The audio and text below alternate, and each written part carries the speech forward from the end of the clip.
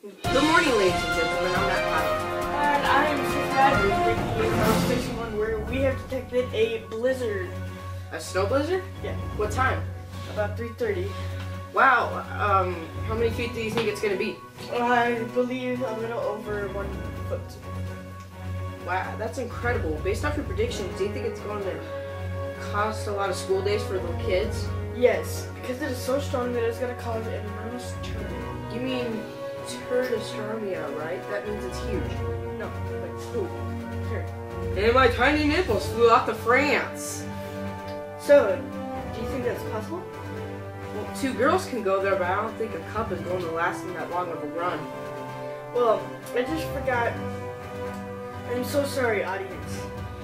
What we're trying to say is everyone is going to die. Run! Run! JK! Just kidding. We got you. Hey, I see you dead. Yeah. Okay, I just wet myself. Yes, I think it's time to wrap up the news flash. Remember to follow us on Twitter and Facebook. Hope you have the crappiest day ever. Bye. Hi, Mom.